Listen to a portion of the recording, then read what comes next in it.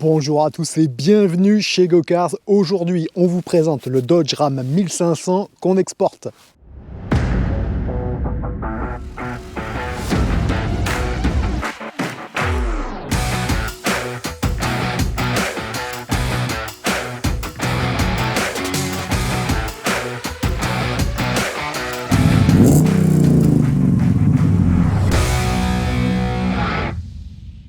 Alors, regardez-moi ce monstre. Ouais, je suis pas super grand, je fais 1m75, mais regardez, le haut du capot m'arrive à l'épaule. C'est absolument énorme. Regardez cette face avant où là on a eu des petites modifications avec ces petites LED là qui sont pas d'origine. Devant on a ces deux énormes crochets de service. Alors là vous pouvez accrocher tout ce que vous voulez là-dessus. On a ce superbe bande un peu gris mat qui va bien avec le gris du véhicule. On a des jantes qui ont été complètement changées. Il y a un système de suspension bespoke. Regardez-moi la taille de ces roues et ça déborde un petit peu sur les flancs, c'est pas très, c'est limite légal. Là on a cet énorme marchepied.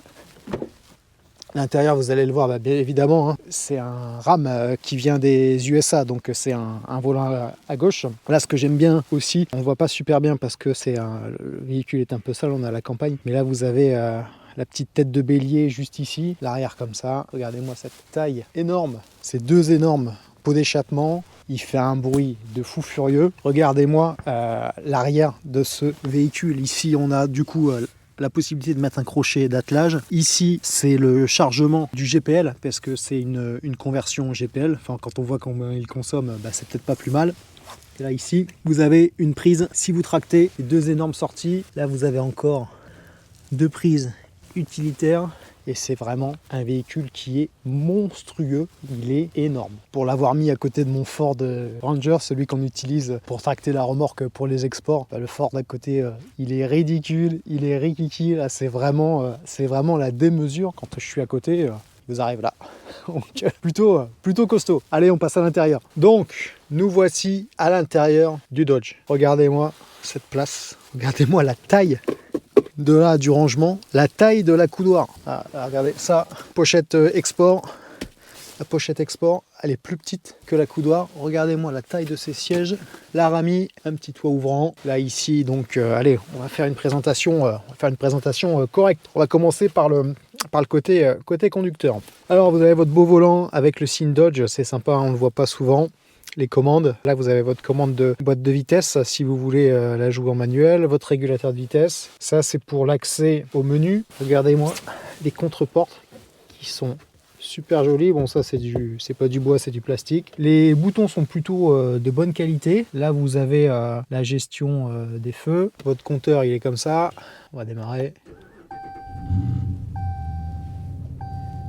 Voilà ce que ça donne. Et pareil, le système de pression des pneus. Ouais, on a un capteur de pression des pneus à l'arrière gauche qui fonctionne pas, qui fonctionne surtout par intermittence.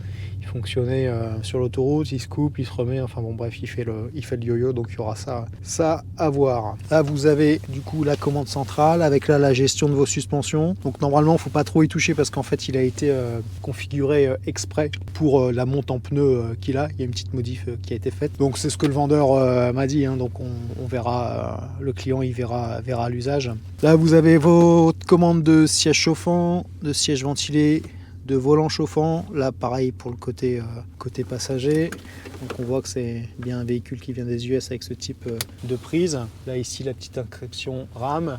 On a une sono Alpine. Ici vous avez votre sélecteur de boîte de vitesse, donc parking, reverse, neutral and drive. Là vous avez vos réglages 4x4 motricité. Énorme boîte à gants, vous en avez une là, vous en avez une en dessous. De grosses poignées ici de chaque côté. Vous avez le Homelink sur ce véhicule, donc toit ouvrant. Et là, j'aime bien, c'est vous avez ça, ce petit bouton qui vous permet en fait d'ouvrir électriquement la petite fenêtre que vous avez là-bas derrière. Évidemment, hein, les sièges sont électriques. Hein. Vous les réglez ici. La place que vous avez derrière. Donc là, le siège est réglé pour moi. Regardez-moi toute la place qui vous reste derrière. Montez. et vous êtes vous êtes peinard. Et je pense que pour voyager, c'est super. Là derrière, on a bien sûr commande de siège chauffant, on a une petite prise allume-cigare, on a la ventilation, ça c'est super. Et je vais vous faire voir un truc qu'il y a sous ce siège. Alors si on lève le siège comme ça, vous voyez, là ici, on a une petite planche avec un petit support ici. Et en fait, si vous avez des choses à transporter, vous pouvez les mettre ici comme ça. Et là, ça ne bougera pas, ça ne tombera pas. Et c'est fait exprès, vous avez même le petit trou là pour laisser passer les porte-gobelets. Et on a même une petite lumière, je n'avais pas vu ici. C'est génial. Là, vous avez un haut-parleur. Enfin bref, c'est vraiment un véhicule qui est pensé aussi pour le travail. Donc, c'est ce qu'on aime chez les gros pick-up américains. Il y a toujours des petites astuces comme ça qu'on ne retrouve pas forcément sur les autres véhicules. Si on ouvre le coffre, regardez l'épaisseur. Donc là en fait on a un petit peu pris la pluie, donc il y a de l'eau partout qui s'est infiltrée dans la benne. Et là en fait le vendeur il a mis un carton parce que derrière vous avez une caisse avec de l'huile et tout ça. Voilà, vous avez un pneu rincé et en fait il a mis des fluides, mais regardez la place que vous avez quoi.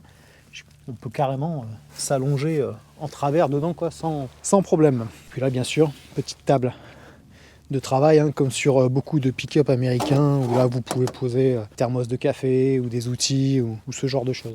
Allez, on vous fait voir le compartiment moteur maintenant. Regardez, ce qu'il faut savoir c'est que le moteur c'est un 5 litres 7 et regardez la place qu'il reste dans le compartiment moteur pour vous dire à tel point que ce véhicule est grand. Vous avez des énormes espaces où vous pouvez passer vos mains. C'est absolument monstrueux. Je pense que j'aurais dû prendre un petit escabeau pour vraiment me passer au-dessus et vous faire voir. Regardez la taille du ventilo, absolument énorme. Et en fait, ce moteur, donc c'est ce qu'on appelle un moteur EMI. Et en fait, vous regarderez dans la description, je vous mets en lien une petite vidéo qui vous en dira plus sur ce type de moteur. C'est une vidéo en anglais, mais elle est très bien faite et on comprend très bien ce que le gars dit. Et vous allez voir un petit peu les petites particularités de ce moteur. Autre chose à vous faire voir, c'est ici, ça c'est votre réserve de GPL avec la possibilité de basculer soit en mode GPL, soit en mode pétrole. Donc c'est plutôt pas mal. J'ai pas fait encore attention à ce qui avait marqué sur la carte grise, savoir s'il était enregistré en tant que véhicule à gaz pour la carte grise et pour l'administration UK. Il faudra que je vérifie ça avant l'export. Autre chose que j'adore sur cette voiture, c'est la clé. Avec la clé, vous pouvez démarrer le moteur en appuyant 2 fois. Alors si ça marche du premier coup, vas-y Coco.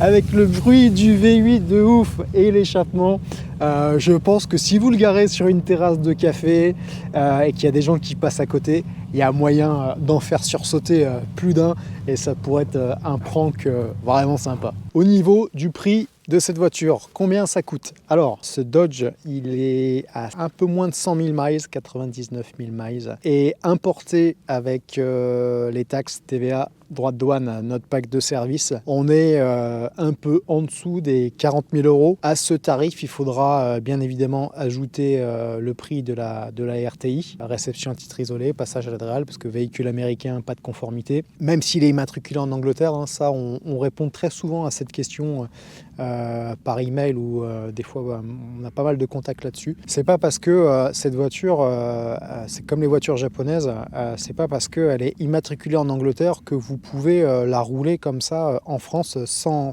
RTI. La réception à titre isolé pour les véhicules qui n'ont pas de conformité européenne, elle est obligatoire dans chaque pays. C'est-à-dire que si demain vous faites une RTI pour la France et que vous revendez ce véhicule à un Allemand par exemple, et ben, l'Allemand arrivé dans son pays, il sera obligé également de faire l'équivalent de la RTI en Allemagne. La seule petite différence, c'est que comparé à un véhicule qui vient directement des US ou du Japon, c'est que logiquement, plus gros des modifications pour que ce soit légal, plus gros des modifications a été fait. Et ça va coûter moins cher de ce niveau-là. Après, normalement, c'est des équivalences. Angleterre, France, Allemagne, Luxembourg, c'est à peu près tous la même chose puisque c'était sous pavillon de règles européennes, mais il peut quand même y avoir des petites différences, surtout qu'il est commun sur ce genre de véhicule. En fait, vous le préparez pour avoir la RTI, l'homologation, puis après vous en faites ce que vous voulez, faites des modifications, et là, à ce moment-là, ça passe plus. Donc là, le client, il va s'aventurer là-dedans. Il m'a dit qu'il avait déjà fait pour un autre véhicule, donc